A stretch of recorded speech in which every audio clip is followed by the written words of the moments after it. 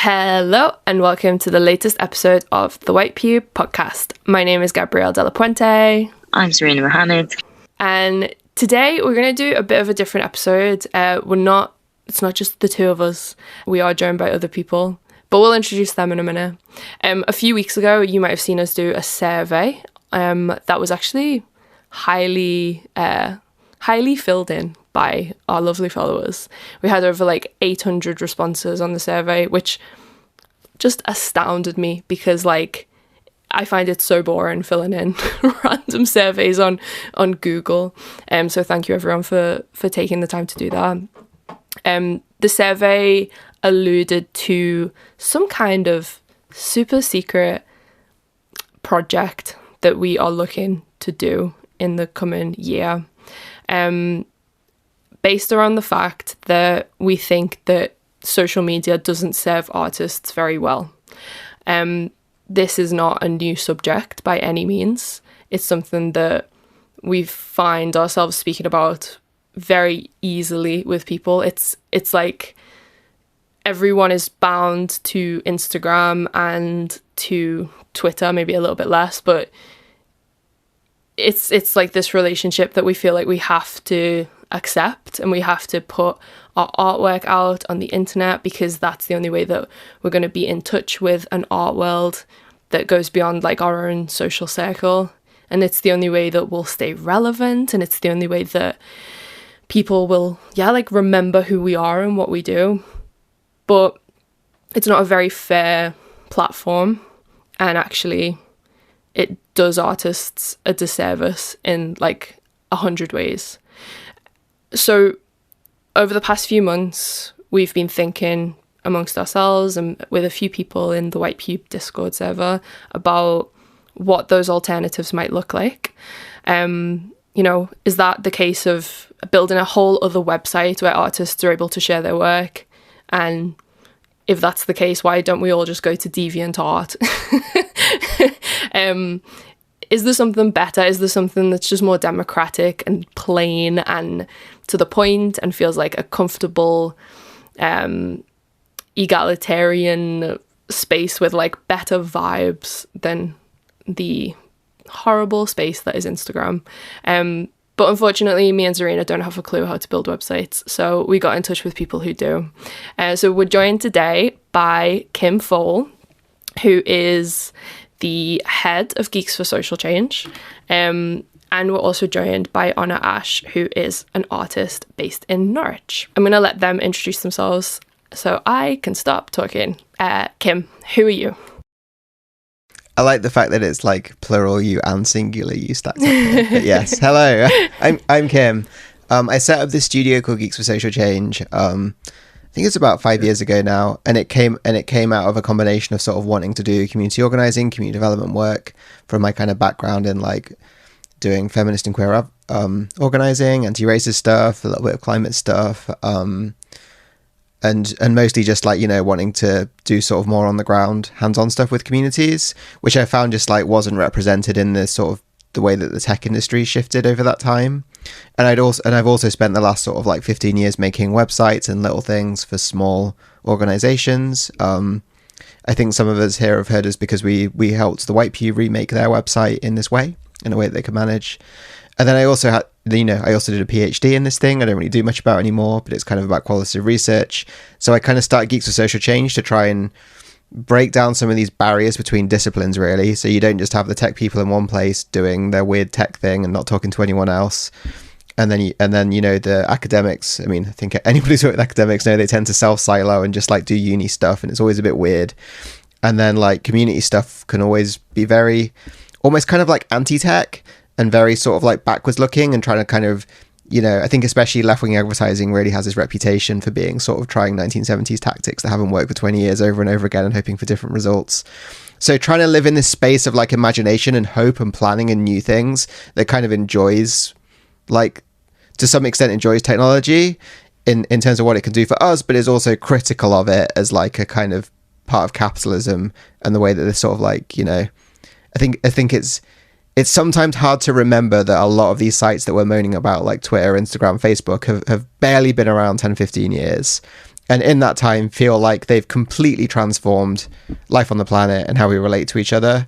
And I think now is like, maybe especially with the downfall of Twitter that seems to be in progress, it starts to feel like now's a time where the gloss has gone a bit and now it's maybe a good time to have these discussions about, like, you know, what has happened over these last 15 years and what do we want to do now. So that was a little bit of an all over the place introduction, but there you go. That's me. Hello. That was a great introduction. But do you want to say, like, maybe a few specific things that Geeks for Social Change has produced, just so people have, like, more of a concrete idea of what you do? Yeah, so our biggest flagship project has been something called PlayScal, which is kind of hard to explain because there's a lot of angles to it. But basically, we ended up working with some groups of older people where I live in Human Moss Side, talking to them, and who had this perception there was nothing to do in their neighborhood. So we went out to find why this was the case. And to cut a long story short, we just found that, I mean, it's kind of intuitive if anyone's seriously talk to their parents or community groups about it, but it's like no one's really working together. So there's like 5 systems run by council, health service, housing authority, maybe a resident if you're lucky, Facebook groups, and it's just overwhelming. And a lot of the time word of mouth is fine in these spaces. And then basically, like, the people running the groups are often very digitally excluded and they don't really know what to use, and none of the software is designed for them either, because basically, like, I think, in fact, on the last Geeks for Social Change podcast, we talked about this, right? Like, Facebook events especially has just gone from kind of being a thing that launched a few people's careers actually a long time ago to being basically like, if you're not paying for it or making constant video, they don't care about you anymore. It's kind of mad how far that platform's fallen in terms of being a sort of community organizing stalwart. And so we're in this situation now where, like, people feel they should have a website, but they don't really. They might have a friend who does it, and everything's kind of broken down. But because all these technologies are very, like, self-siloing, it means you can't work together. So there's this whole thing you got to get over if you really want to, you know, digitally include a neighborhood in terms of, like, getting people to work together, training up these people who run community groups to publish things, and then just, like, having this overall strategy. So the way that PlayScal works is basically we sort of do it in a community development way where we find a group that wants to be onboarded, like a neighborhood. It's usually in a neighborhood setting. Work individually with the people there to help them publish a calendar using Google Calendar, Outlook, Eventbrite, Meetup, Dice, whatever they want to use. And then it aggregates all the content together and adds some loads of other little bits. And it spits it out into, like, consistent high quality events and service listings that can be on a ward level, so very zoomed in, on a district or a regional level. They can have interests applied. So it all sounds kind of abstract. It is a little bit, but, like, our biggest success, we just launched, like, last week, in fact, the Trans Dimension, which is transdimension.uk, which is a listing of events and services for the trans community in London. We did this in collaboration with Gendered Intelligence, who went out and, we went through all the listings we could find online on a range of sources. Loads of them were out of date. Some of them were, some weren't. We got some great data. And I think there's getting on for 50 groups on there now. And we did a survey before, and the median number of groups people knew about was 3. And this was like a Twitter survey of people who follow Gendered Intelligence. So we found something like 50 groups, and, like, most days there's, like, 9 events on. And, like I say, the best thing about it is now that it's all set up, no one has to do anything. It, like, updates itself from all the aggregating all these, like, Squarespace and Dice and Google Calendars and everything else. So, like, as we build this out, we're kind of making, like, sort of low effort, high reach stuff where people can come and work together. So, like, that's, like, the really big level stuff. And we make a few smaller things too, but I think generally our approach is very much with this mindset. It's like, we're not trying to, like, like, everyone starts a thing and, like, oh, you have to sign up to my site, and you're like, why? And it's always like, oh, you need to sign up for my tool, download my app. We're not like that. We're like, what is it you're trying to do on the ground, and how can we help? And here's the thing. So, we've also done a project feeding people locally, where there was a local pub called the Old Ivy House we do a lot of work with. They wanted to start this sort of Meals on Wheels service at the start of COVID, and basically what they needed from us was a database designing and a service design doing, which, if you work in tech and do sort of systems design stuff, it wasn't the most work when it came down to it. But it's like being in the right place in the right time with the right people, and knowing the right thing to put to enable other people to get on with what they want to do and not what you want to do. Yeah, so I'd say it's kind of a long answer, but that's kind of our ethos, really. No, yeah, I can already see, like, how, a lot of this is about wanting to do certain things, but the shape of the internet just not being conducive to putting the right people together in order to make those things come true offline. And if you ask a tech person, the answer is always more tech, right? And sometimes it's not. It's like, no, we have all the tech we need. What someone needs to do is slow down and go and talk to them. Yeah. You know? Yeah. I can see how like it would be so helpful for some kind of similar solution to fix the art world, which Wouldn't that be nice? Which brings us to Honor. Honor, who are you? How did we get speaking? What are you interested in as an artist?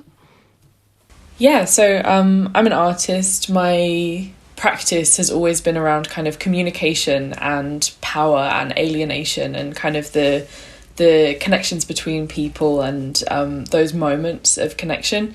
And it took me a long time to realise that actually all of this work kind of came under... I use the term internet informed when I'm talking about it, because I realised how much that spending just an awful lot of time on the internet had actually changed how I think. And just how my brain actually works. And so it took really, really a long time to realise that was a truth throughout pretty much all of my practice, which I guess shouldn't have surprised me, but it kind of did. And so since I've kind of realised that, I've been more researching the internet itself, the materiality of it, so the physical things that make it up, and how the understanding that we have of it societally generally being quite different to what it actually is, and then also how that changes how we see each other and how we see ourselves. So as part of this, I did a talk this year about imagining what the world could be like if all of our data had an expiry date. So thinking like if all of our photos would by default expire, all of our emails would by default just disappear after a certain amount of time, and we had to choose what we kept rather than just keeping everything in a big unsorted box that gets like thrown back at us randomly by on this day algorithms. And really looking at also not only what shaped that to be how it is, and kind of the really like the capitalist lens that pulled us into how things are shaped now, but thinking about the ways that changes how we see ourselves, how we see each other, how we form memories, how we form our perception of self, if our whole lives are collected on these profiles that are controlled by companies that are completely decontextualized from who we actually are, and it's just like a little profile picture on a big white box that's owned by Facebook.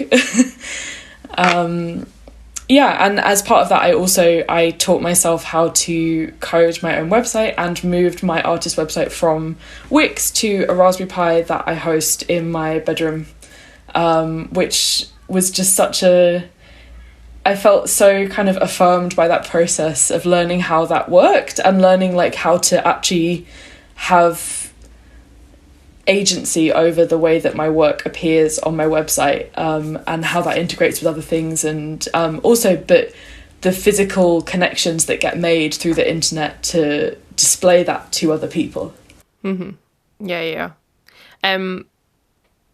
Great answer. I thought maybe we could ask Zarina to say who are we in case people have never come across the White Pew before and don't know why we are hosting such a conversation. So, hello, yes, we are the White Pew. We have been running a website since 2015, thewhitepew.com and .co.uk. On that website, we do some interesting things like writing art criticism, reviews, and essays about, art, video games, books, film, food, whatever, culture at large. But we started the White Pew in 2015 by getting a Wix Black Friday deal. It's completely true. Because we were tiny babies and we didn't know how to code. I think the most coding we'd done was like on MySpace, when you got to do the HTML thing to change the cursor, right? Like Pixo back in the day. So we didn't know what we were doing. We just thought, want to run a website. These website builders are helpful. But as the years went on, we found out that Wix was an Israeli company that operates in occupied territory, I believe. There's like it's not BDS compliant, and that's something that we care about. So we tried to move off Wix, but as weeks had gone on, the site was growing and growing, and we just didn't know what to do. But within the white people specific politic, it made sense for us to make a bid for separatism. Separatism? Serena's very ill for any listeners. You should see the balminess of her face right now. She's just like off on one. Yeah, it totally made sense for us to shift the website somewhere else. We got in touch with Geeks for Social Change, who gave us a quote. We did a massive merch run to raise funds, and then we hired Kim's services and Jazz's services to move the website over. And I think in that process, it sort of made me feel what you've just been describing, Honor, about like having more agency about where your work goes and how it goes there. And it has also, as a result of moving off Wix and having a website that, you know, does involve us doing more coding bits than we thought we would ever have to do because we'd been so spoiled by the website builder promise. I think ultimately it's made us write more. It's made us more creative. We've added new pages to the website because we feel like it's a more playful area to totally, get that writing out. And, you know, the blog would never have existed without the website change. Lads I Fancy would never have existed without the website change. All of these wonderful, totally important things. I just think we have more control over the shape of the site. And as a result, it means that ideas in keeping with the nature of the site are more likely to come about. Serendipity. It opens up a chance for serendipity. So the term we really like to use is digital independence, because I think it's less about the specific tech you use and more the fact that you're free to choose. Like the way that these platforms are designed is to like lock you into one vendor. So like there isn't an export tool on Wix at all. There isn't an export site on any of these.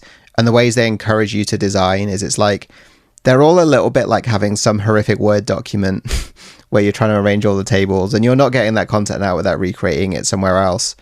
So I think like that probably links us on to starting to talk about the survey, because Instagram is like in a way another example of this kind of site, right? It's something you can sign up to and put your content into, but only in exact and very specific ways that they want you to. And it's like artists just really don't have a choice in that. Like it's like they're funneled into this one system, because when artists get to that certain point in their career when they think, do you know what, I need an online portfolio, I'm gonna sign up to Wix or Squarespace or any other of these like paid services, I'm gonna put my work on there.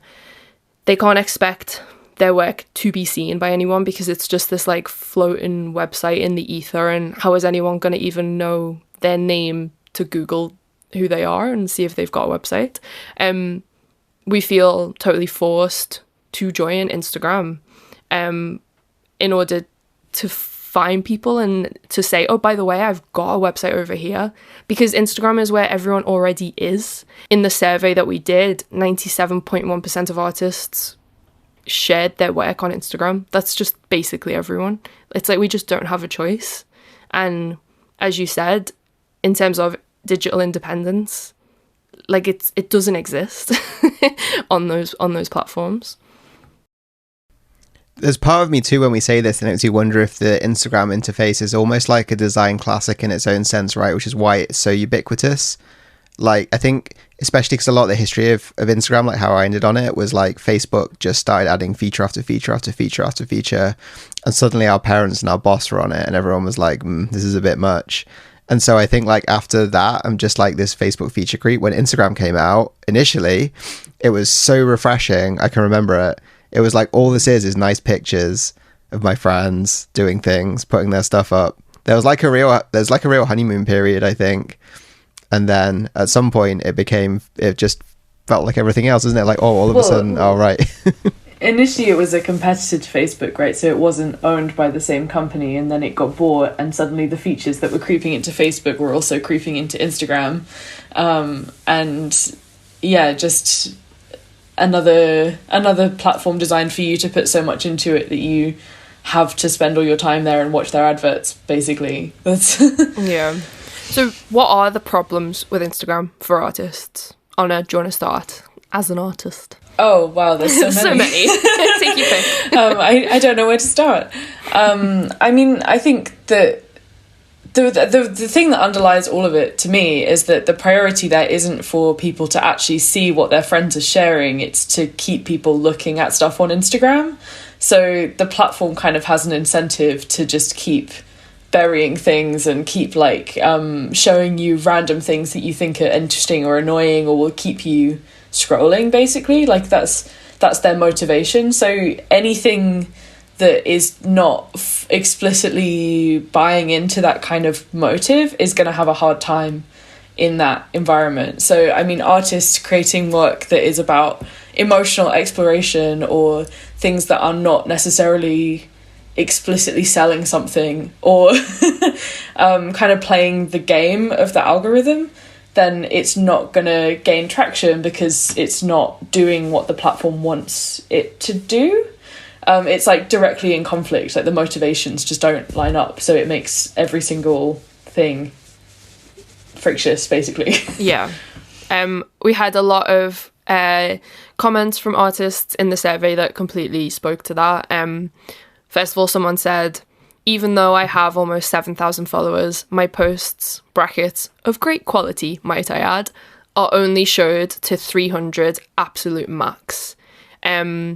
Somebody else said, when I first got into the swing of posting my comics, they'd get 150 to 200 likes on Instagram.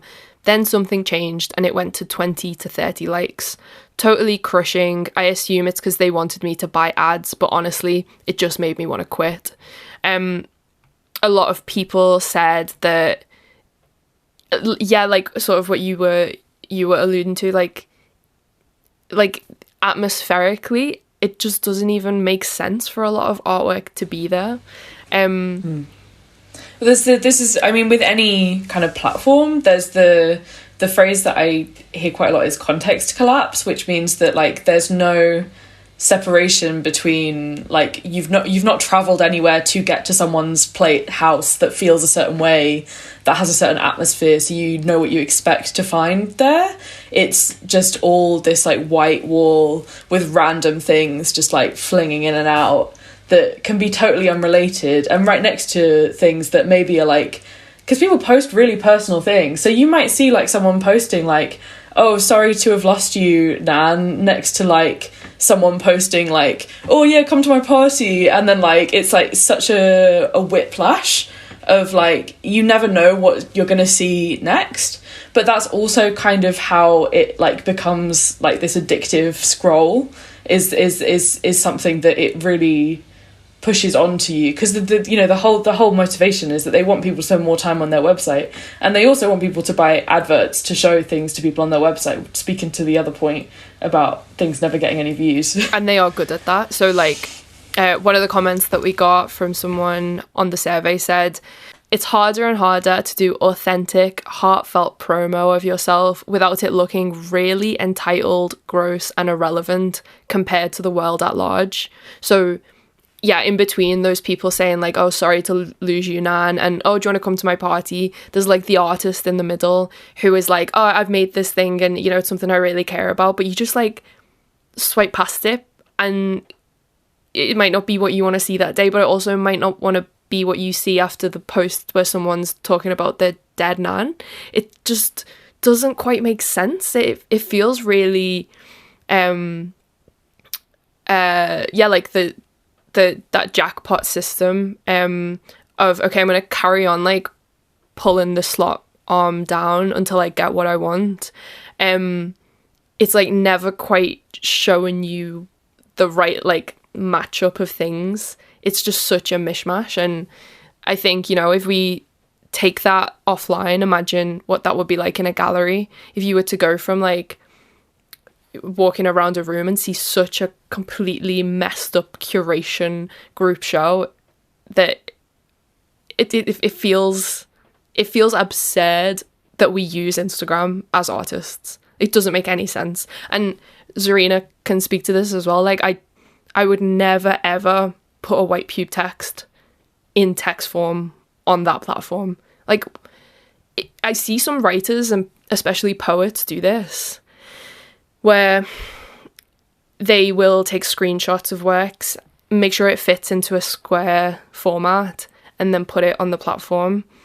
And I really sympathize, because obviously that's where their audience is. They don't want people to be lost in that redirection, like, oh, I made this new poem, can you please go to my website to read it? Because in that instruction, they're going to lose like 90% of people. But for me, that noise makes me feel like, again, it would just do the work a disservice. I don't want people to read in between all of those other posts, in between news articles, in between like Love Islander influencers, in between people, you know, pulling content from TikTok, and it just, all of it feels horrible, like a horrible competition.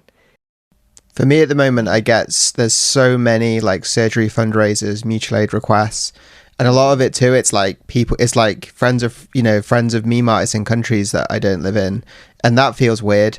I'm really empathizing with this at all. And again, imagine if you're in the gallery and all that stuff's there. It's such a strange place, and maybe there's something about it that feels really desperate at the moment too, because like there's the adverts, which are a lot already. And then there's like SponCon, which everyone's into because no one's got any money anymore and people like shiny things, so it's fine. And then there's like people like you say who are just like, please go to my site and leave this one.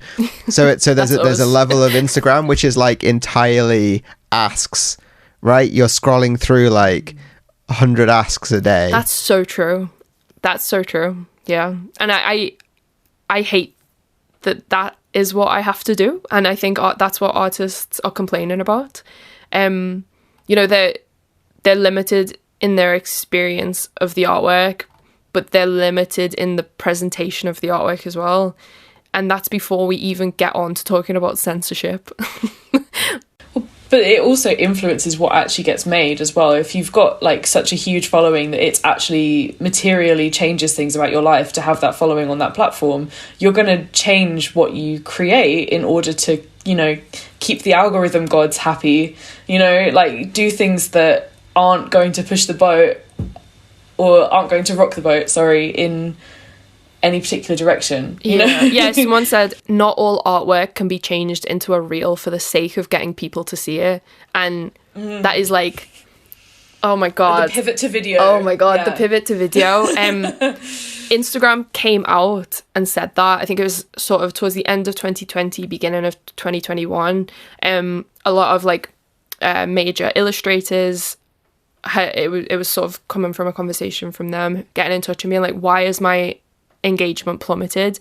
You know, this is where I make my money. This isn't just like a place I get some nice external validation. Like I make my sales of prints and jewelry through this app, so like you need to tell me the answers. And it was not long after Instagram had introduced Reels, which are the short videos that people post, and basically Instagram's answer was like, listen, the only way now to make sure your work is seen, because yeah, you might have 7,000 followers, but it's never going to be shown to all 7,000 of those people. But the way to try and aim for that is to use every single feature Instagram offers. And that means posting on main potentially multiple times a day, posting on stories every single day multiple times, using Reels every week, using the live feature every week, but also making use of like Instagram's in-service commercial options, so you can sell things directly through Instagram, commenting, replying to comments, liking other people's things, sharing things to posts, making sure you're using messages. Like, unless you are like a full-time Instagram user, essentially, it's probably gonna make you feel like shit, because you're just gonna think no one's seeing your work because they're not being shown your work, and you're not getting anything. Overall, it's everyone appealing for the same attention, right? I'm even remembering that period where people were like, oh, actually, can you favorite my post because that boosts up the algorithm? And it's like, And I think there was a period too, I remember in activist circles, I think it's still going on, but it's sort of died off a bit now. But for a while, it was almost overwhelming how many people were doing that thing you were just describing of like, we'll do some like infographic stuff about something awful that's happened over 8 slides. I've been responsible for a load of these, right? Then the pattern takes off and everyone's doing it, and all of a sudden you're just like getting lectured to. And I think I even remember seeing posts where it was like, here's the best things you can do to support people, leave a comment, do this. And again, it's people with small businesses, and it's just like, at what point do we just go, why is everyone competing for the same attention? The end game of this is everyone does the same things all the time, and the site is hell. It's already there, though. But it also gets like weirdly superstitious. Like no one actually knows what the truth is of what, like, because it seems almost random and like kind of cruel actually, like when it doesn't show things to people, or it doesn't actually, you know, someone follows you because they want to see what you're making. They don't follow you because they want like a chance of maybe seeing something you do in the future. They want to keep up with you. And so everyone gets into these weird superstitions of like, if I can get 5 friends to share this, then maybe they'll like, the Instagram gods will bless me, and my post might actually get shown to some people who want to see my work. Yeah. And if that work isn't often a painting or like an image, 2D image graphic that uses a shit ton of neon colors, then you're fucked. Like even the fashion world is having to respond to the business that they're doing through Instagram. Like more and more fashion designers are using like neons in their collections and doing what someone recently called like flat fashion, so that it looks good from the front, and who gives a shit what it looks like from the side. Like it's not about shape, it's about that one image that a street style person or an influencer can take for the sake of like propagating that product. What kills me as a fan of painting is how many painters are, again, I'm not criticizing anyone, I'm criticizing the fucking state of the world.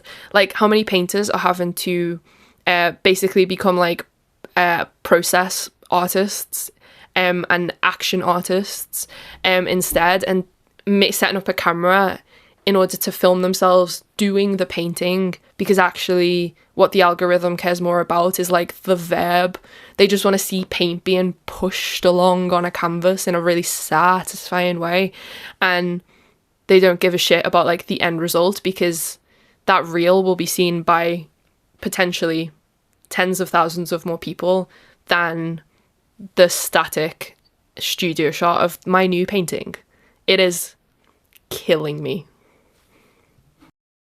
And that's what I think is especially crazy. Because right, the art world maybe prides itself on being quite like highbrow. You can personally, consciously, like within yourself, you can divest. You can say, I don't care about the likes. But I think it'd be absolutely crazy of you to say that Instagram has no effect on the work that is produced by and large by majority of working artists at the moment. Instagram has been such an enormous part of the way that, like,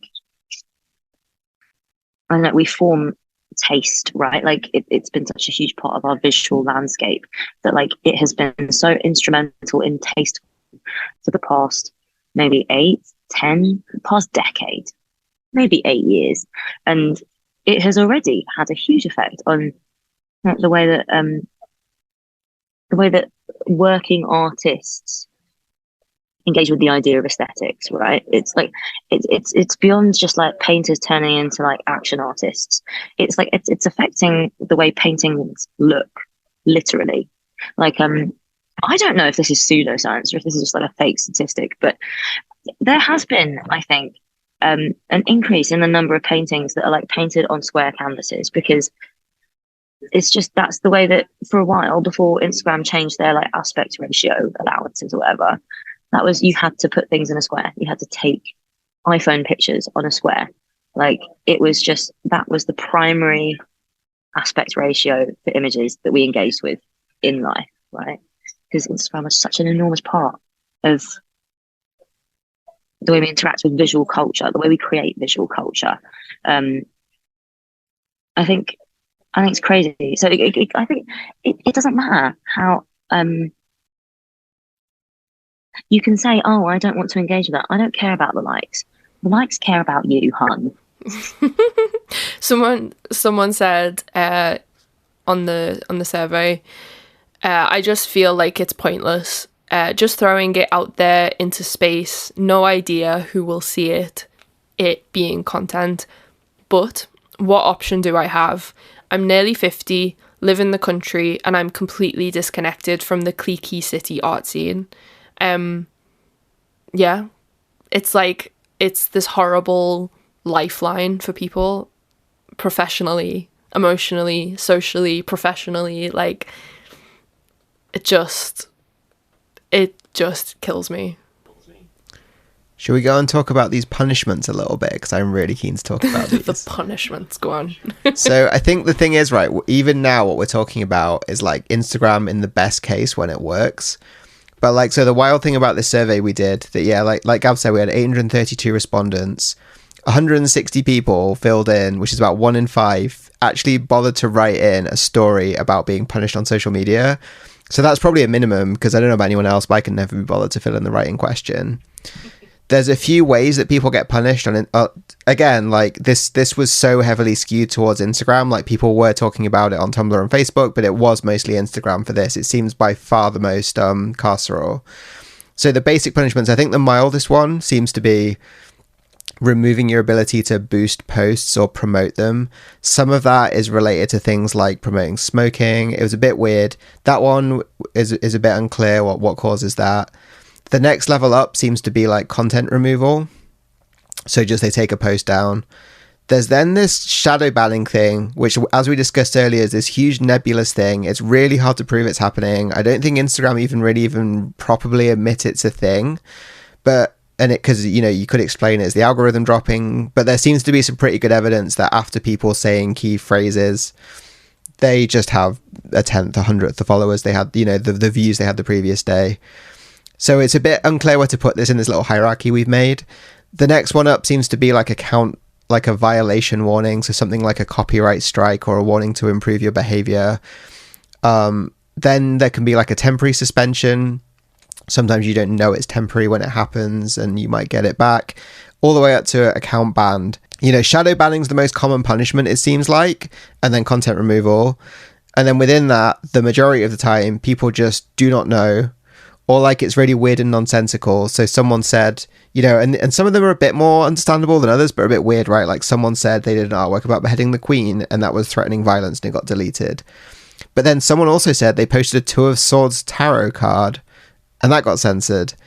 And then it gets weirder when someone says they're doing art bots and they're making this like weird AI art and that got removed. And then someone just painted Chester Bennington and that got removed. So there's like this whole scale of like, why can someone explain? And I think, like, you know, we're talking about kind of like cruel and unusual punishment here. This feels to me a little bit like that, right? It's like you're trying to make a living on this site and it's removing your content and you can't even talk about why. You know what the shadow banning reminds me of? It reminds me of when we all found out that Tinder was secretly rating everyone with like a hotness score out of 10. And it was like how it was using that to determine who it was showing you to. Did you not know about this? What? Yeah, you have an ELO score, Gav. I'm in a relationship. You have a hotness ELO score. People who use Tinder were getting rated, out of 10 on how hot they are. Jesus Christ. Also, it's the way that like it's still like an issue with like apps like Hinge, like showing you people who are just not your type so that you engage with the paid features. Like it's I think algorithms are evil. This is like still an issue. This is still like, it's just a business model. This is the way they monetize. This is the way big tech monetizes itself, right? Because it's shit as well. It, like, when we were looking through the submissions that people have about censorship complaints, just like the stuff that we could figure out, a lot of it was to do with nudity.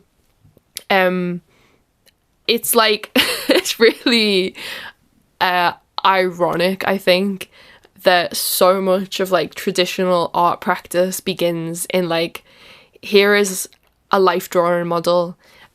We would love you to study form. Here are pencils. Think about dimension and space and how the lighting falls on the boob. Like, it is still sort of like the fundamental beginning to most people's art practice.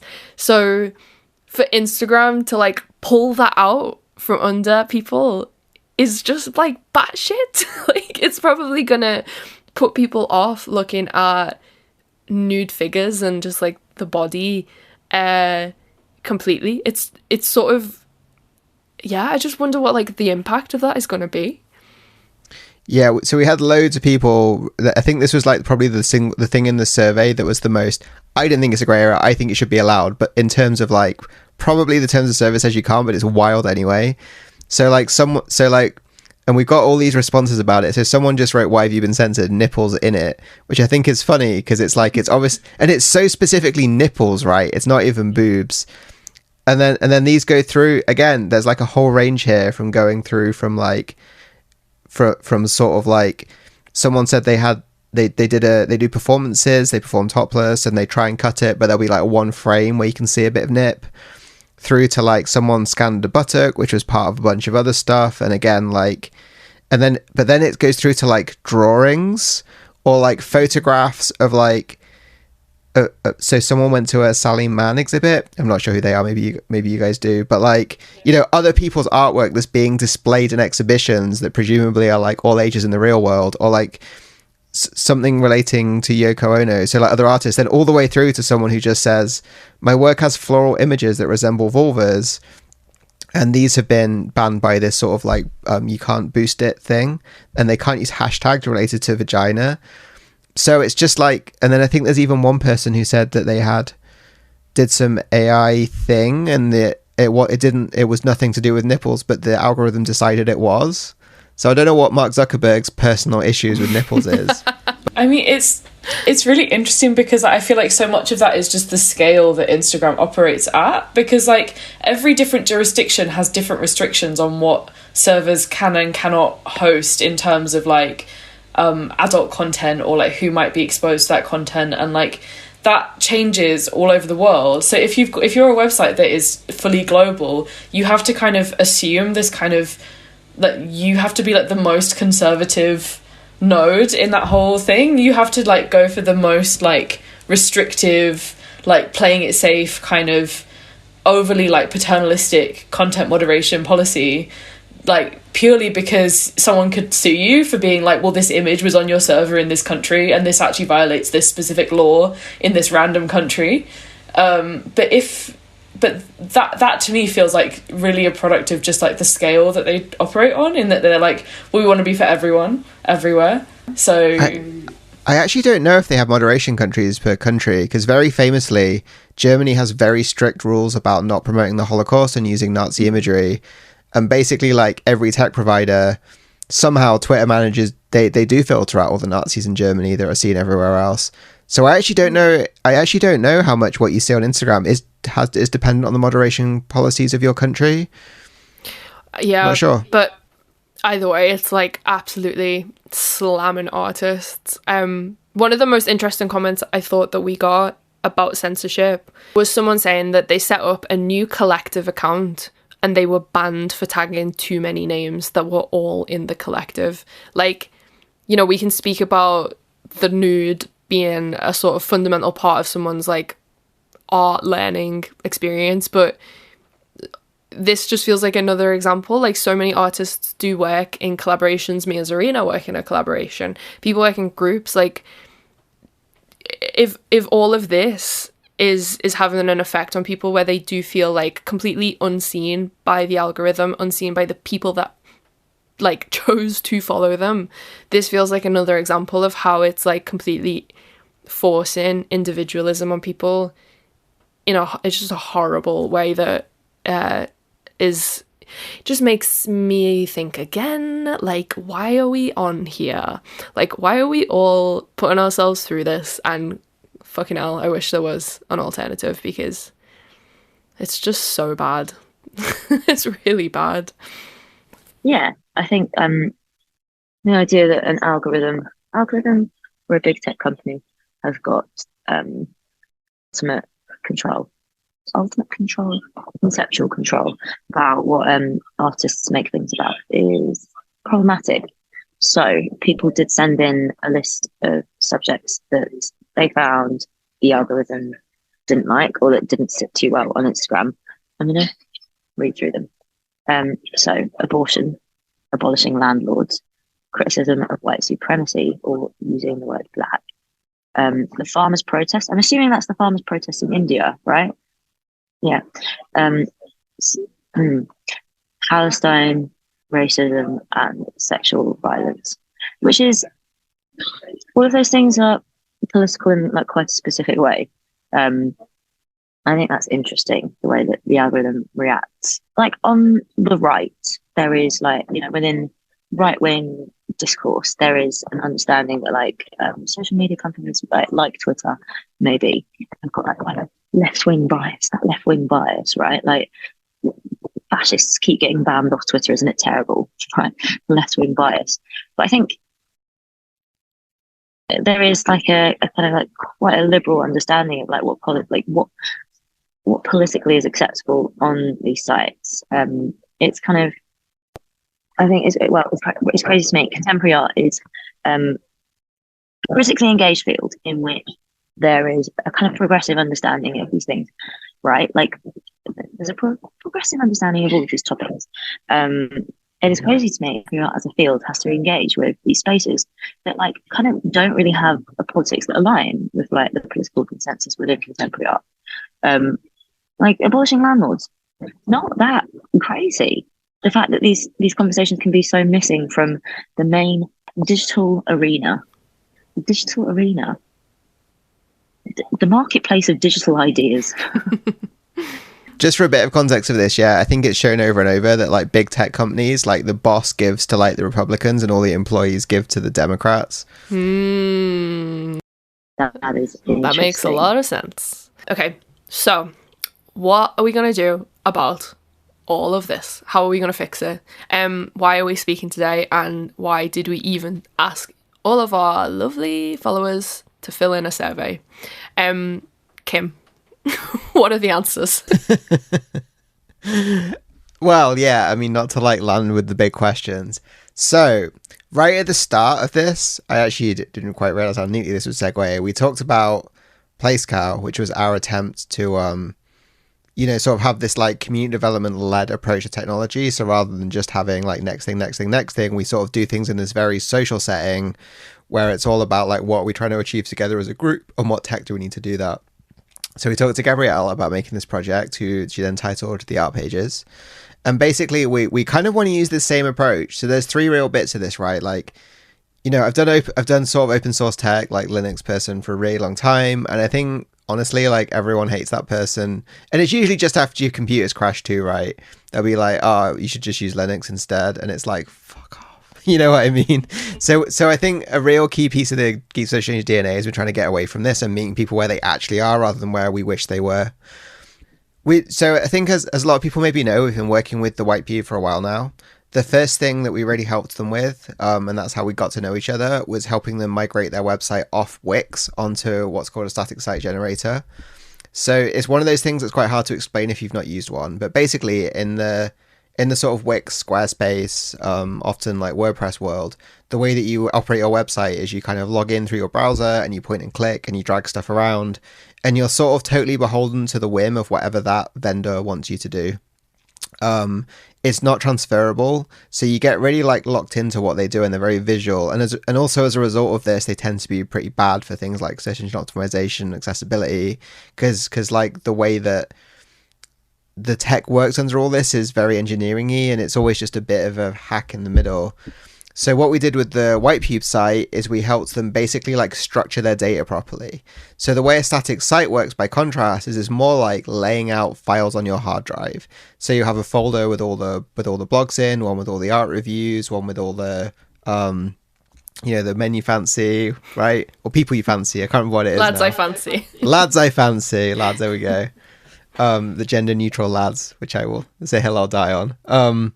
But then with them you can store the images together and like the text you store in a format called Markdown, and it's sort of pretty similar to BB Code, if people remember that. So you can put stars around things to bold them, you can make images with like something simpler than sort of writing out HTML tags. And then what the static site generator does, in our case we've used one called Hugo, there's also ones called Jekyll, Gatsby, etc., is it pulls all these documents together and spits out a website using sort of very plain technologies nowadays like HTML and CSS. But then because it's in that format, it's very simple and cheap to host, often free, on a range of services. So actually, like, this has even happened to us already. We were using one service called Netlify, and they decided they were going to start charging, so we just moved it to another one.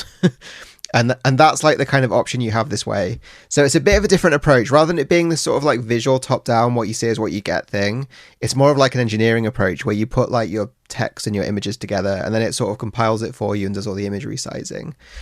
As a result, like, it makes it much more structurally intact. So I think you guys have now found, I think you told us that your time to make an article went from 45 minutes down to like 5. But not just that now, right? Like, you're close to the metal. You actually know what it is you're making. There's nothing that's hidden from you, right? And you can like draft things properly too, right? And you can track your changes and you're not just going to delete stuff. So there's all these side benefits. But as we said, I think as we mentioned earlier, this is the problem because it's a lot harder than signing up to Instagram. If you sign up to Instagram, it'll work instantly. It's very user-friendly. It's very accessible. All your friends are on it. So there's just this massive gap between them, basically. And in the sort of language of the public sector, a lot of the time this is called like digital exclusion, digital inclusion, because you're excluded from some things and included from others that are sort of based on the affordances of what the design gives you.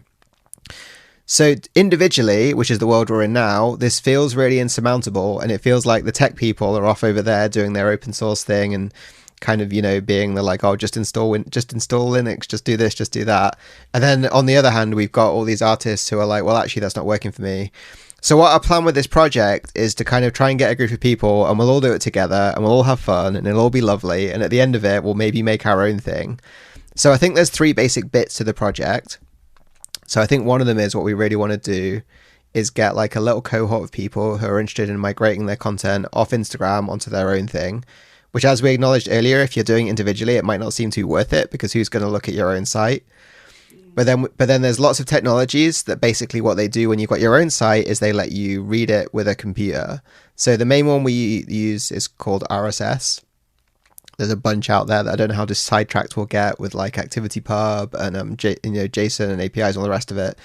But basically, and Gab's done a load of really cool posts about RSS that you might have seen recently. I don't know if you want to talk about that. Yeah, part of me thought like when we were doing this episode of the podcast, which is essentially let's all bitch about Instagram because it's easy and fun and important to acknowledge how shit it is, while also like catching up our audience on the fact that the reason we did the survey is to try and pull together some information so that we can write a funding application to start to do this work in earnest.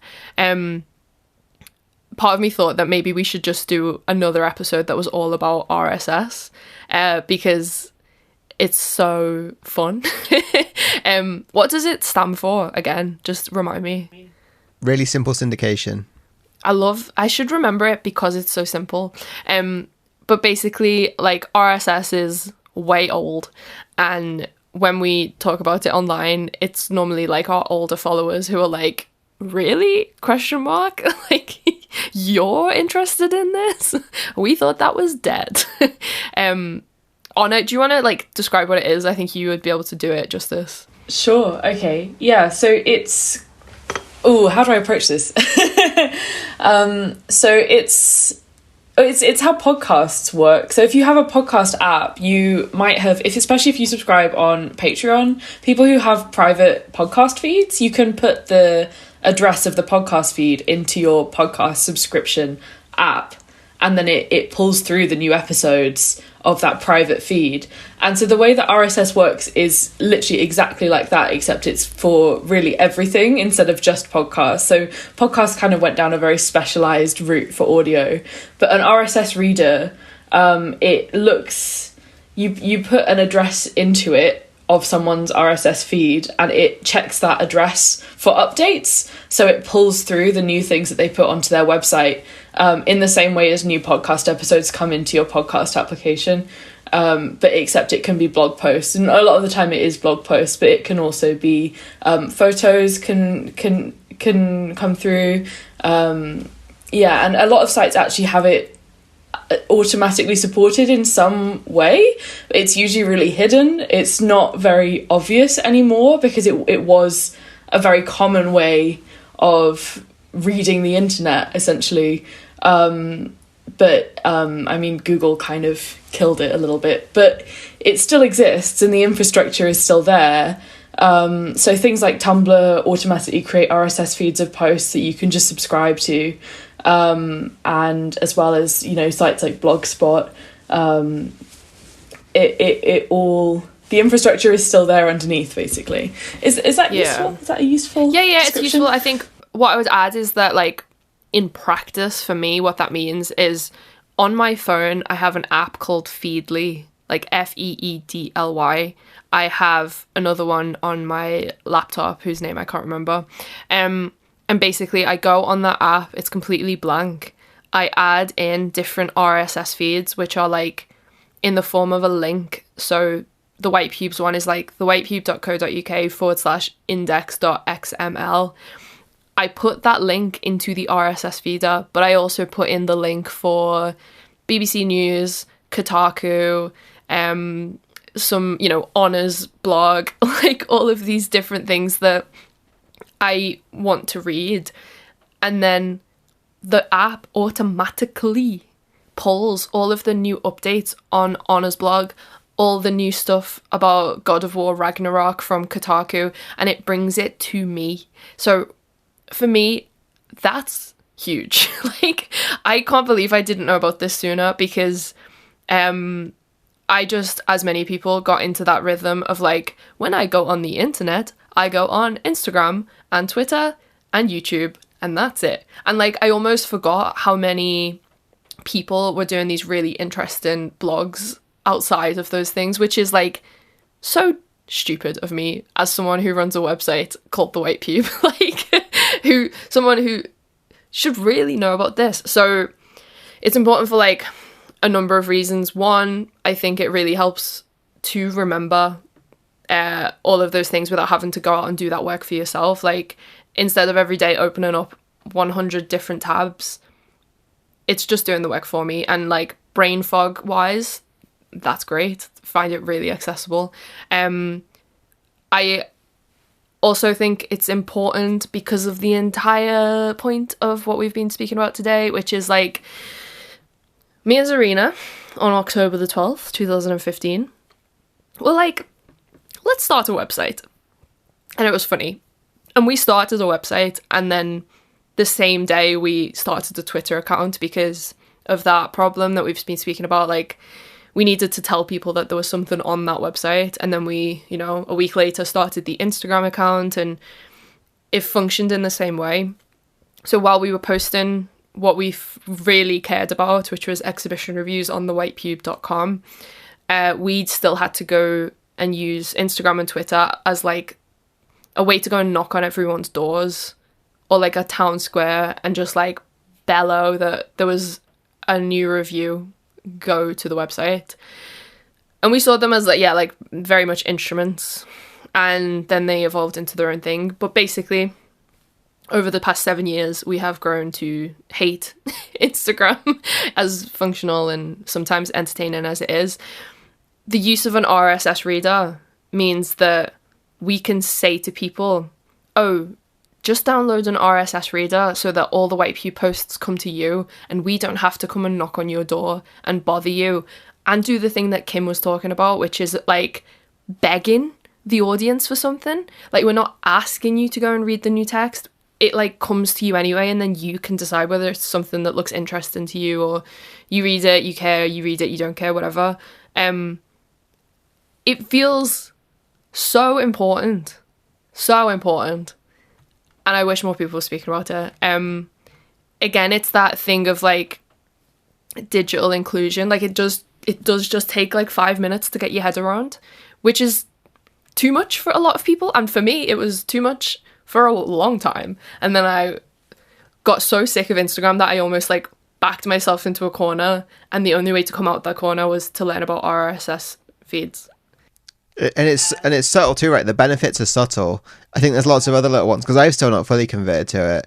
Like even just having all that content come in whatever interface suits you, that's a bit less overstimulating. That's nice. I love that. Like, yeah, having it stripped down so it's just text only, or the reader view is amazing. The reader view is so good. That simplicity, and then being like, do you know what? I actually do want to see it in that website's design with that website's font. I'm gonna click through and read it properly. Like, just all of that as a decision is great. And like the white pube wise, you know, we recently, with the change of the website with Geeks for Social Change, split off our content. So it was like art.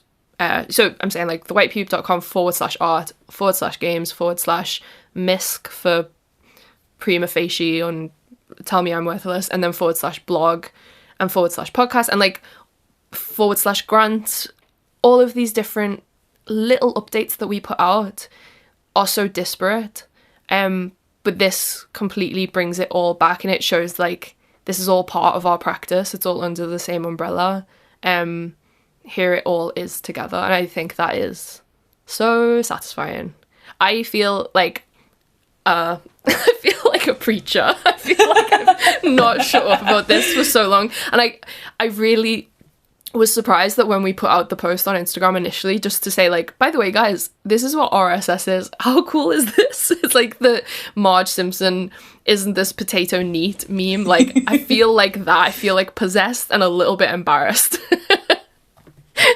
I think it's funny because there's a lot of discussion with, I don't want to get too sidetracked talking about the Fediverse, but there's a lot of discussion around at the moment about decentralized tech, and I think like a lot of it's quite intimidating and hard to get into, but RSS is a really interesting simple one because it almost harks back to like when the internet was a bit simpler and where there wasn't these mega sites like Google that would just scrape everything together you'd rely on for everything.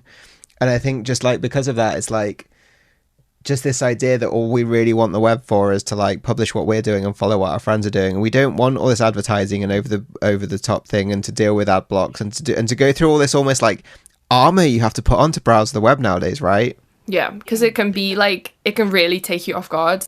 It reminds me, like someone said on the survey that, you know, in order to find the things that they want on Instagram, they have to go to the Discover tab. Like it's this whole thing, and then they can actually find that quite triggering because they're going there to use it as a function, but instead they're being thrust all of this other content that they weren't prepared to see. It's very like overwhelming, right? Like the way that it all works is just very maximal and overwhelming, and like kind of trying to get all your senses and like full screen video first off, and everything's playing out loud, and like, you know, I feel like every few weeks they change how to keep things muted. Like I despise that. It's horrible. Yeah. It's a really small bugbear, but it really bugs me that every single app, the notification icon is red, which is deliberately chosen to be a visually arresting color. I just don't want my notification icons to be red. And there's lots of other little knock-on things like this too, right? Like, you know, by default, if I get a text message from someone, it makes my phone vibrate or make a noise. If they send me 3 more messages, I don't need 3 more beeps. I get it. Yeah. But so that's why like the RSS feed system feels just relatively like deep breath relaxing, because you opt in to certain things and then it comes to you, and then you can read it when you're ready or you don't read it. Personally, I find that like I'm reading so much more than I was, and it's so much more diverse in terms of where it's coming from, like website wise, and it's useful as like a network to apply to this project because it can keep artists in touch with each other without having to go through the, I feel like trauma is a strong word, but like the strange trauma of having to be a part of Instagram and social media in general. The ordeal. Say again? Oh, just the ordeal. Maybe the ordeal. Trauma, like, yeah, not trauma. The ordeal. ordeal of being on social media. And I learnt recently, like, a kind of obvious distinction that might be useful to talk about here is like the difference between social networks and social media.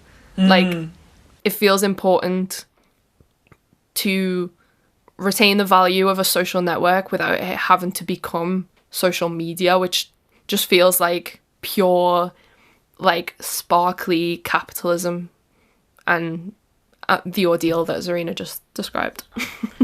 And I think this brings us through to the final part of this project, right? So to recap, like, part one is we want to help artists have a meaningful migration path to get off Instagram, which we're developing. There's some tools out there that already do it. We want to help people turn that content into static sites that require as little extra effort as possible to maintain. Part two is we want these then independent sites that people own themselves, and hopefully they'll be able to update and style a bit, just like the White Pube have these RSS feeds. So then straight away we're starting to enter this world where like these exist, but then like we also realize in doing this that there definitely is a need for curation. It's like a cool thing, really, and it's weird how like curation nowadays almost feels like this weird dirty world that's dirty word. And I think like this is kind of what the art pages, I think from the outside, I think this is what the project will look like at the end. What we want to do is basically build a website that is effectively a big RSS reader that automatically aggregates all these feeds so that anyone who's a fan of the White Pube, who wants to have their artwork listed on this new site, the challenge to them will be make an RSS feed and we can import it. But then all this art becomes visible through our own front end. So like in a way, this is like, you know, us creating our own Instagram, but the idea is we're going to try and do it in such a way that like it's open, right? So if you don't like the White Pubes one, you can download the software and set your own up and aggregate your friends' artwork and do your own thing that you want in your environs. If you look at the site and you only like a few of the artists, you can just get their specific RSS feeds and import them into your RSS reader, do what you want. And so the idea is that by sort of doing these three things at the same time, we'll sort of really try and like overall break down the barrier and resistance to like or just the difficulty in going off on your own, because we'll try and do it together. We'll do it with these open standards. We'll make a thing so that if anyone's not convinced about RSS yet, or, you know, they just want to see some artists without committing, they can go to this website.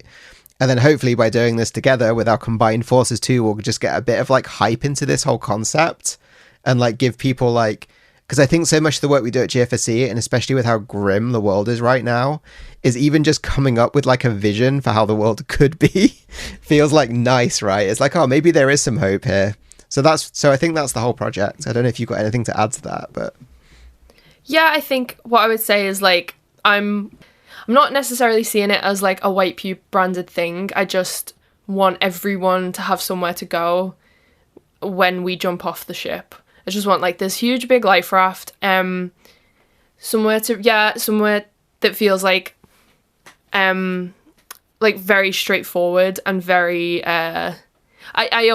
you know, we're still figuring out exactly what this is going to be. So when you say the word curation, I think, no way. Like, this isn't being curated. Kim's wrong. Because, like, I think it should be more democratic than that. I think we use the word art pages in italics and in pencil because, you know, the yellow pages was so nicely organized. It was like, I need a cleaner in Liverpool now. I can go to the Liverpool section, I can find the list of cleaners, and I can just start ringing people up. I really like the idea, personally, of a sort of like Wikia style, plain white / have a dark mode available website where people have categorized themselves in terms of like where they're living or where they tend to be based or whatever it is, but also the type of work that they make, the type of artist that they think they are. So for curators, if they're currently looking for sculptors to fill an exhibition in Newcastle and they want like people on the artist-led level, whatever that might mean, they can click Newcastle, click sculptors, and start going through people's work and see the type of exhibitions they've done before, the type of work that they're producing at the moment, and start to like pull things together. I think that location side of it is really appealing to me because, you know, when that person comments that they're 50, they don't feel part of like the city cliquey scene and they're slightly outside of everything, if they can find people in their area in order to like, you know, make the most of what a social network should be, in order to find collaborators, because so much of the problem with Instagram is like it really isolating people. I'm kind of seeing this in a few angles, and we've spoken over the process of like trying to put these ideas together about, you know, who is this for, and like, should it be for certain types of people? Should it not be for certain types of people? Like, if Damien Hirst was listed on this website and he'd put his RSS feeder through, and it meant that the website was also being updated with Damien Hirst's latest stuff. Like, is that a problem? And for me, I think no, because it means that it would raise the profile of the person who is also a painter in London and is listed alongside Damien Hirst, and I think that would be quite leveling. What but we'll if he's see. selling NFTs though? Oh, well, I mean, I'm not going to speak on that. I think, just to reiterate, like, a lot of this is still very much coming together. But that shape that Kim describes feels like a winner to me. I really like it. It feels I guess empowering. when I say curation, though, what you're describing is more what I meant by curation. Maybe we got into the weeds with this a bit. So I think, like, because a lot of the work with PlayScal is it's like data out there is pretty messy, and a human needs to make it nice. And usually that's the role of people who are really good. Because I think a lot, you know, I've been trying to like force you to be a bit more businessy, which is possibly a bad thing. But I think part of that is saying, I think the White People are a really vital arts infrastructure organization. And the work you do and the networks you work with are just really important in their own right. So I think at least in the first instance, I'm almost saying this is a way to support that. But it sounds like you've maybe got a vision past that, which is about making this not something that's maybe run by YouTube, but more democratically owned in a way that's like TBC. Exactly. Well, so that's sorry. No, go on. That's kind of like the distinction between like a platform and then like something else. I don't know what the key, like the encapsulating term is for the something else, but you know, you're not uploading things to like the White Pubestagram. Like, it's not, it's not like it's not harvesting things inwards. It's like sharing things outwards that stay, you know, hosted and maintained by the people that created them and have that jurisdiction over them. So it is, you know, it is different than like, it wouldn't make sense almost for it to be like a White Pube branded thing, because it's like, you know, this is like a directory almost of like how, you know, and in the same way that, you know, talking about the yellow pages, that's not, well, I don't want to get into the weeds of it because I don't really know how it fully works, but like, it's still, you know, if everyone is listed there, it's not like, you know, someone, but again, did they take payment to have bigger adverts? Is that part of how that works? Without that feature, everyone pays to be in it, I think. Okay, so maybe it's not the best example. I take it back. It's like, you know, the same way that you described the categorization system of a static site generator, Kim. Like, it's just the folders on a desktop, right? And you've got the little documents, and I do my folders in quite a stressful way, but where I organise it by year. And like within each year, but like it's that, right? Like maybe you want to organize it by year, maybe you want to organize it by city. So maybe it's the yellow pages, but like cut and paste. Yeah, I think directory's like the neatest word for it, but just something with like a really good filtration system. Like, you know, I was hanging out last night with a dramaturg. Like, there's something important to me about this covering like comedians and musicians and like seamstresses, like people who make things and can be found, and we're all there together, and it just feels so neat and clean. I think that's one route, but actually another route might be that it's more appropriate that they set up their own instance of our software and do their own thing. But yeah, potentially, like if there was, you know, one huge thing that everyone sort of fits into, but actually all the theatre people in Liverpool want their own space. It's kind of similar to like, me and Zarina have long been maybe jealous of like the Norwegian system, where like there are, you know, museums and galleries, but actually there is the Sculpture Association, and there is the Photography Association. Like a writers guild, the idea of like maybe like it's the guild system, right? Like the medieval guild system. But it's like sort of small groups of people who like really look out for each other and have the ability to like keep track of their own archive together and like attract opportunities, and like they become like the go-to experts for that region and for that art form, and it's like anyone can come through the doors, and that feels maybe like it might be like the digital version of that.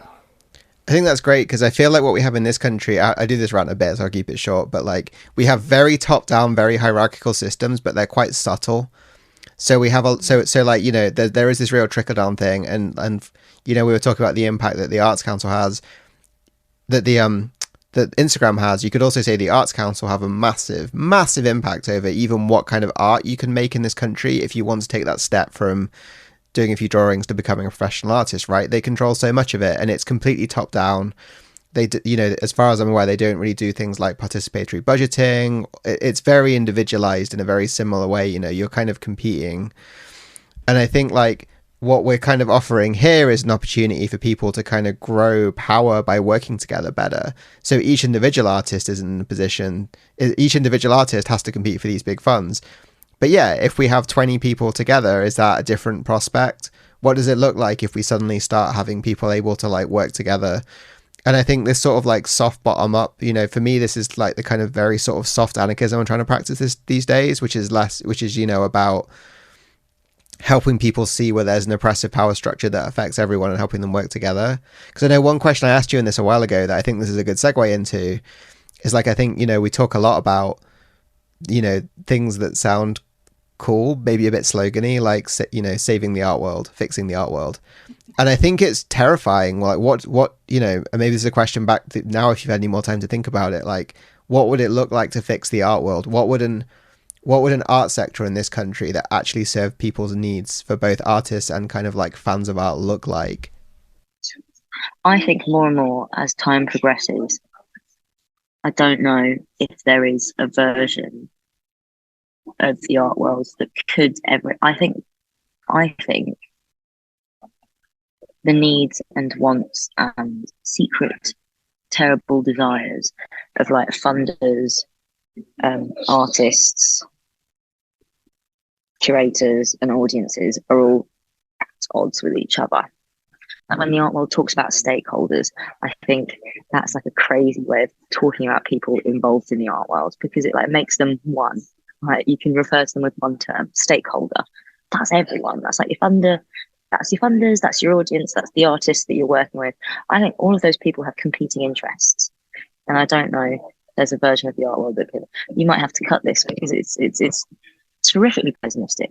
But like, I don't think there's a happy version of the art world where all of those people are happy. I think it's like a nice balancing act, right, where one person's happy for like a year. More often than not, it's the government that's happy, isn't it, really? That I feel like that's really the beauty of having something that is then able to be reproduced by people for their own communities. So like creating something that is not just like one place, but it could also be redeployed for a specific need or for a specific group of people that would meet their needs, because it would be then also managed by that group of people. And then that's kind of what, you know, that's an RSS reader is like your personal, like, here's my personal thing that meets my needs in terms of what I want to read and what I want to hear about. And like, and I will see everything that is updated here. It's not being decided for me by some mystical power. It is just like a straight, like, I follow this feed, so I will see every time it has an update. And just having actually that agency again over what you see and what you read and like the art that you actually look at and what paths you want to follow, rather than having it decided for you by some kind of algorithm that has a motive that is at odds to your motive.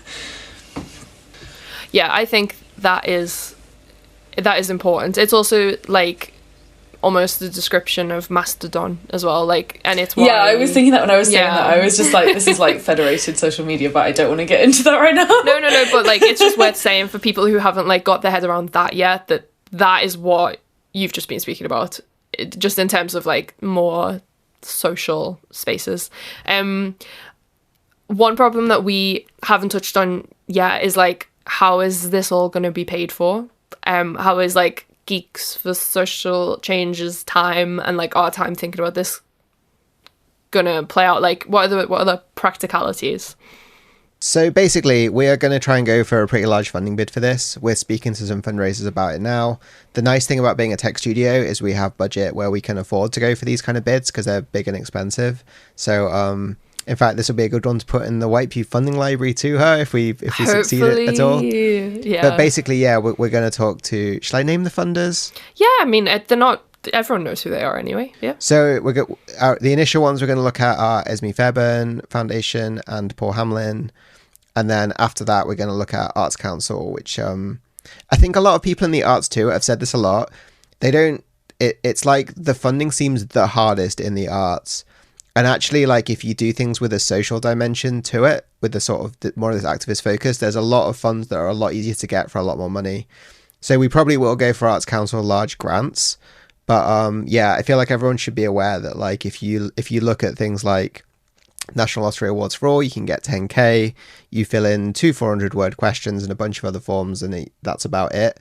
There's a lot of this stuff around, but I think and I get that not all artists want to have a social dimension to their work. But I have to say, increasingly, as the world's burning around us, it feels a bit like that's a shame to me. Because I think, like, for me, you know, I'm always someone who's always had... I don't know how I consider my practice nowadays. One way of looking at it is what I try and do is put together these creative things that in another world might be considered kind of collaborative artworks. I don't know.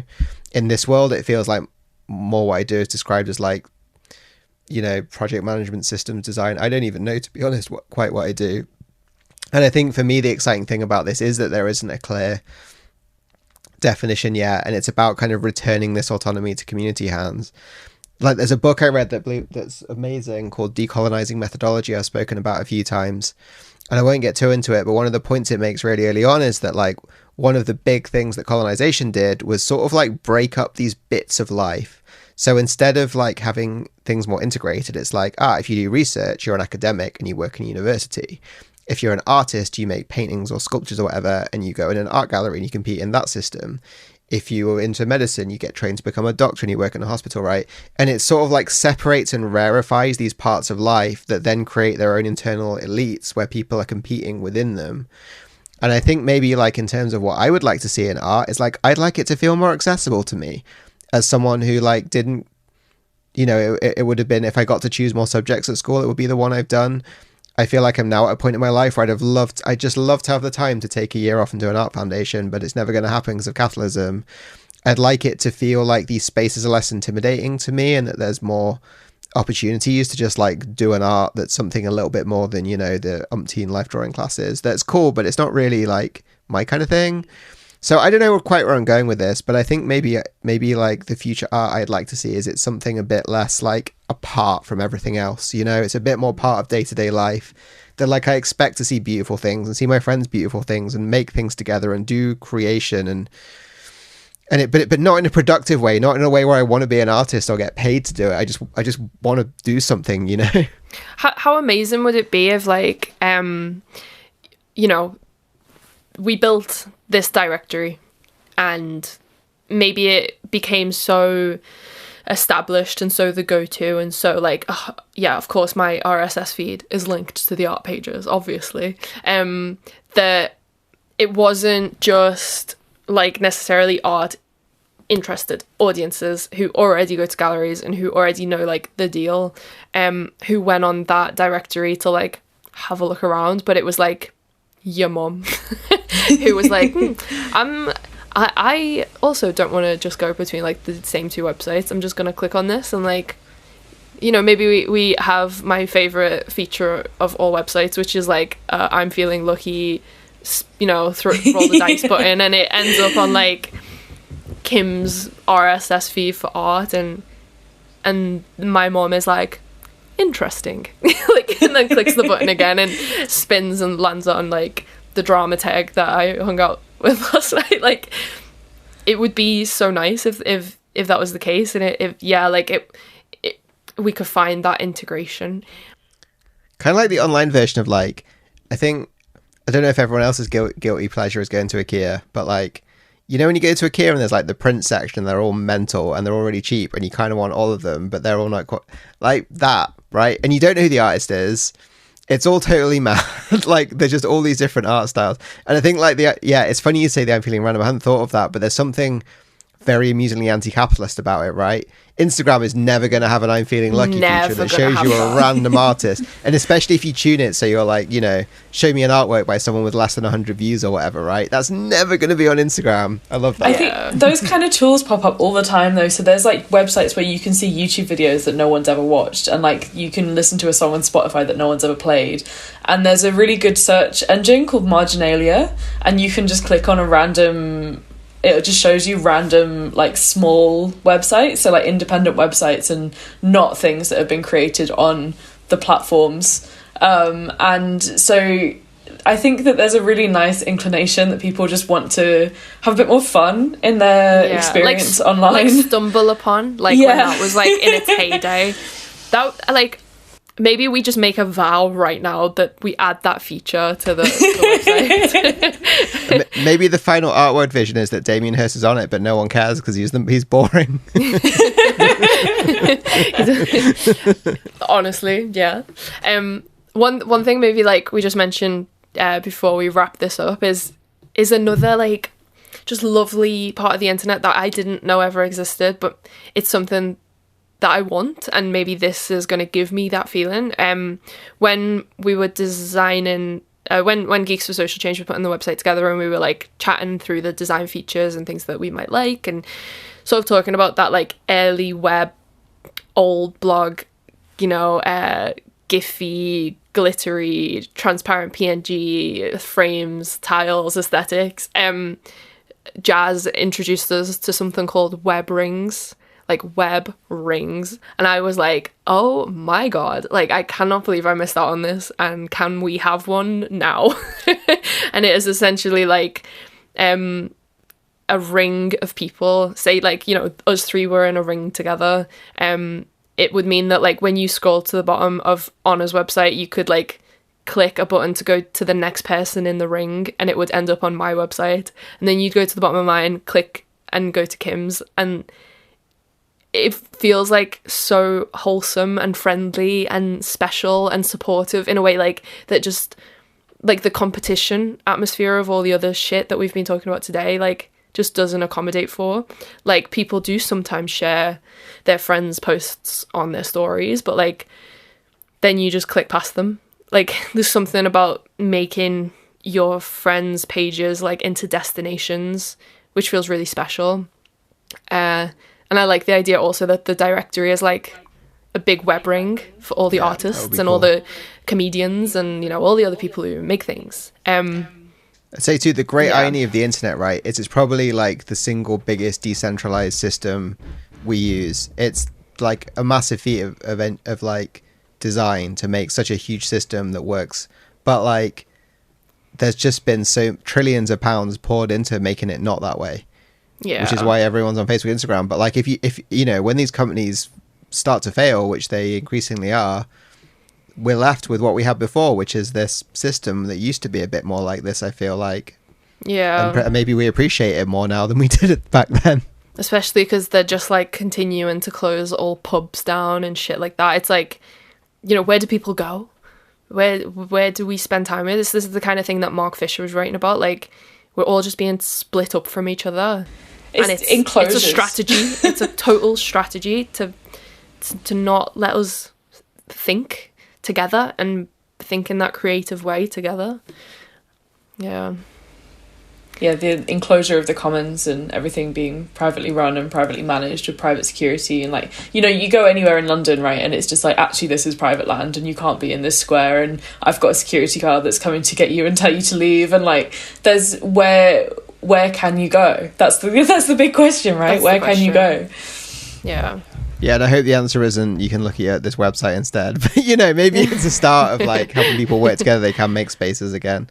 Because I feel like, we've been talking for ages now. We should probably stop. But, you know, I think like 15 years ago, we did have like this sort of, I feel like there was more spaces. There was like this Radical Social Sentinel networks that usually had IT suites that you could go and you could learn a bit at and have a chat and a cup of tea and get some food and then learn how to do a thing, which I think's gone very missing now. You know, we're hearing from the community development workers we work with that like a lot of the free spaces now they can't afford because of the heating bills too high. There's some real crises and they're already happening and they're getting worse. But like this issue with space is a massive one. But and yeah, it feels like something's got to happen. Like we've got to find better ways to work together and not just like bitch about each other online. You know, yeah, definitely. We all do it. And this feels like one small potential solution. Okay, thank you so much for listening. Honor, where can people find your work? My website is hnr.fyi, and that links out to all my other stuff. Kim, what about you? Geeks for Social Change are gfsc.studio on the website, and we're GFSC Studio on Twitter and Instagram. I'm also trying to think of like what emoji I should put at the end of the episode. The little link one, like the two link, this links. one, yeah. Okay. If you've made it to the end of the episode, or if you've read to the end of the transcript, please go and comment the link emoji. I'll put it in the show notes. Go and post that on, ironically, Instagram, or share the episode on Twitter with the post. Thank you so much for listening. This is actually the last thing that the White People will be putting out in 2022. So thank you for your attention this year and your support on Patreon and PayPal and Ko-fi. And we will see you in the new year. Okay, bye-bye.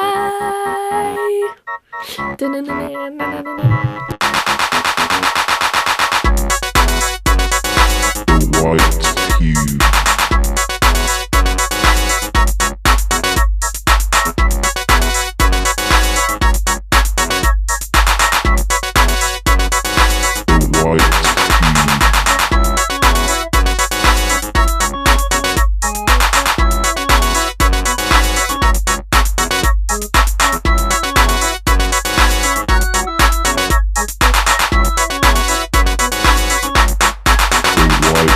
Cube.